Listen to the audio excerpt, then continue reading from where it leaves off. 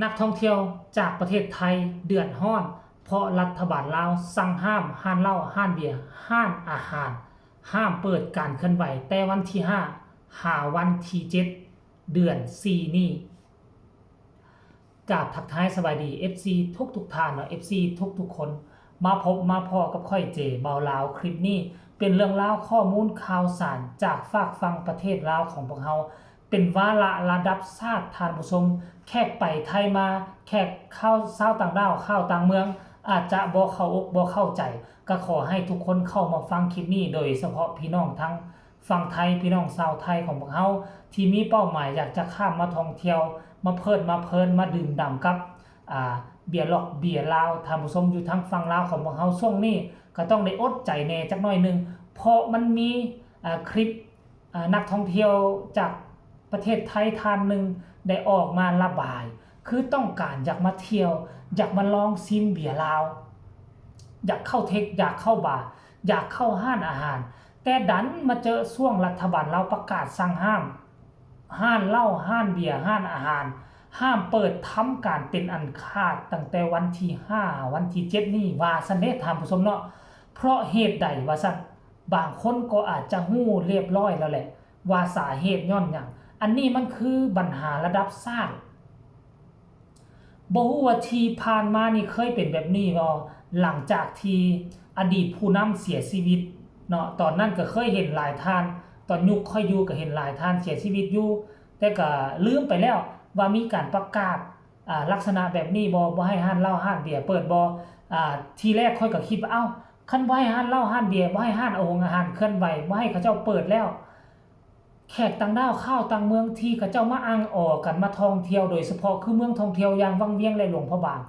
เขาจะไปกินข้าวเขาจะไปกินน้ำอยู่ไสว่าซั่นแต่หลังจากที่ไปอ่านแจ้งการรายละเอียดแล้วมันเป็นแนวนี้ห้านอาหารแมนยูว่าเขาเจ้าสั่งห้าม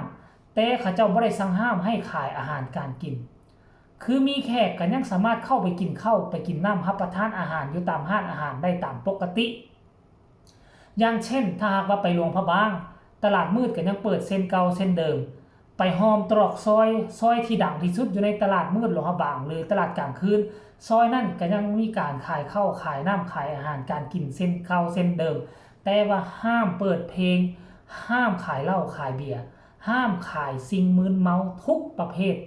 แต่ว่ามันโกงกันข้ามกับห้านเหล้าห้านเบียร์เทคบาร์คือให้หยุดบ่มีการเปิดบ่มีข้อแม้อีหยังจักอย่างข้อกำหนดแจ้งการตัวนี้แม่นออกมาจากกระทรวงแถลงข่าวและวัฒนธรรมเป็นผู้ออกมาแล้วปัจจุบันนี้หลายภาคส่วนแล้วก็หลายจังหวัดหลายแขวงเริ่มเฮ็ดแล้วล่าสุดนี่ก็ได้ยินของแขวงหลวงพระบางเนาะแผนกแถลงข่าววัฒนธรรมท่องเที่ยวหลวงพระบางก็ประกาศออกมาแล้วแจ้งลงมาในกลุ่มท่องเที่ยวทางผู้ชมเนาะเพิ่นก็ได้ระบุละเอียดเรื่องห้านอาหารจะเปิดก็ได้เปิดให้ขายแต่เฉพาะเข้าน้ำซ้ำปลาเพราะฉะนั้นแล้วมันก็จะแปลกๆในจักหน่อยนึงท่านผู้ชมอันเรื่องราวของต่างประเทศมาเที่ยวเขามาเที่ยวเขาต้องม่วนต้องซื่นต้องได้ดื่มด่ำกับวิถีชีวิตกับสิ่งที่เป็นเอกลักษณ์ของประเทศลาวนั่นก็คือเบียร์ลาวแต่ว่ามันก็ต้องจำเป็นท่านผู้ชมถ้าหากว่าเป็นประเทศของท่านตอนสูญเสียผู้นำระดับประเทศก็ได้ยินมาประกาศแบบนี้เส้นเดียวกันเพื่อความสงบเพื่อความเป็นระเบียบเรียบร้อยเพื่อการไว้อาลัยต่อการจากไปของอดีตเลขาธิการใหญ่อดีตประธานประเทศแห่งสปป.ลาวของพวกเราเนาะนั่นก็คือพระนาทานพลเอกคำไต่4,000 ดอนเนาะบ้านเกิดเมืองนอนก็อยู่ทั้งดอนคอกดอนโคงเนาะทั้งแขวงจำปาสักพุ่นแหละแต่ว่าเฮือนซ่านบ้านซองของทานก็อยู่ทั้งนครหลวงเวียงจันทน์เฮานี่อยู่ใกล้ๆกับสวน23สิงหาตอนข้าพเจ้าอยู่นะบริเวณแถวมมหั่นก็ขี่รถกายไปกายมาก็เห็นเฮือนของทานอยู่เนาะแต่ว่าอันน่ะเพิ่นก็เอานั่นศพเพิ่นเนาะมาปะไว้ที่หอประชุมแห่งชาติน่าจะอยู่หลัก5หลัก6นี่แหละเป็นหอประชุมใหญ่ระดับประเทศท่านผู้ชมปัจจุบันนี้การนำทุกภาคส่วนทุกขั้นอยู่ในประเทศลาวของพวกเฮาและทั้งต่างประเทศก็พากันหลั่งไหลเข้ามากราบไว้อาลัยต่อการจากไปครั้งนี้ท่านผู้ชมเนาะอายุของเพิ่นก็บ่ธรรมดาเด้ฮอด100กับ1ปีท่านผู้ชมเราก็เป็นผู้นึงแหละที่มี ความสำคัญต่อประเทศลาวของพวกเราคนรุ่นหลังนี่อาจจะบ่ฮู้ถ้าบ่ได้เรียนประวัติศาสตร์แต่อย่าลืมว่าท่านเป็น1ใน4บุคคลที่ก่อให้มีประเทศลาวในปัจจุบันนี้เนาะเป็นผู้นึงแหละที่เคียงคู่มากับรุ่นแรกๆการปฏิวัติของบ้านเฮาตั้งแต่เป็นตั้งแต่ท่านอีหยังก็ท่านสุพรรณวงศ์มาท่านไกรสอนพรหมวิหารท่านหนูฮักพรหมสวรรค์แล้วก็เป็นท่านพลเอกคำไต่ศรีพันดรนี่แหละ4ท่านนี่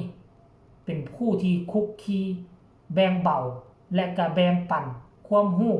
ความสามารถจนพาให้กอบกู้เอกราชจึงเฮ็ดให้มีบ้านเมืองเฮาทุกมื้อนี้ก็หวังว่า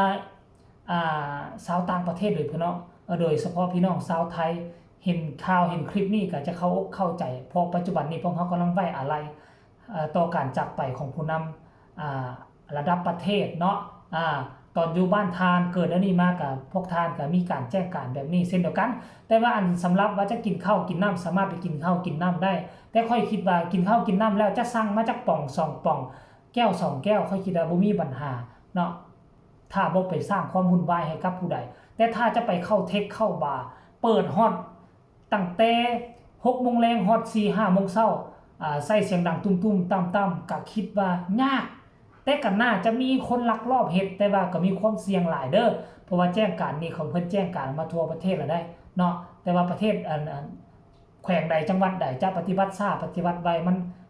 ก็แล้วแต่เนาะปัจจุบันนี้โลหะบางคือปฏิบัติเรียบร้อยแล้วเริ่มจากมื้ออื่นแล้วครั้งแขวงจำปาสักก็ปฏิบัติเป็นที่เรียบร้อยเนาะกลายแขวงน่าจะปฏิบัติแล้วท่านผู้ชมเนาะก็ให้เข้าใจทั่วถึงกันเด้อก็ยากแน่นึงเลยก็อดเอาท่านผู้ชมแต่วันที่5วันที่7ซื่อๆดอกกายนั่นไปก็สามารถลิ้นสามารถกิน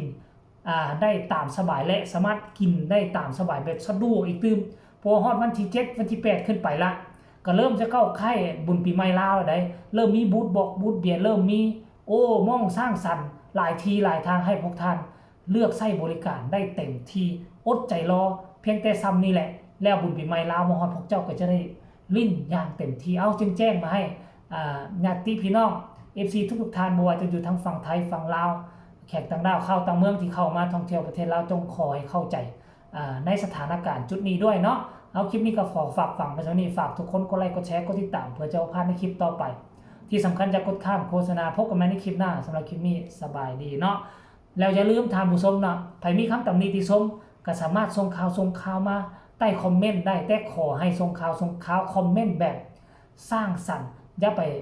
ก้าวกายตำหนิติเตือนในสิ่งที่บ่ควรเฮ็ดก็แล้วกันเนาะเอาคลิปหน้ามันจะมีอย่างพ้นเด่นเกี่ยวกับประเทศลาวเฮาค่อยมาว่ากันอีกเทื่อนึงเนาะไป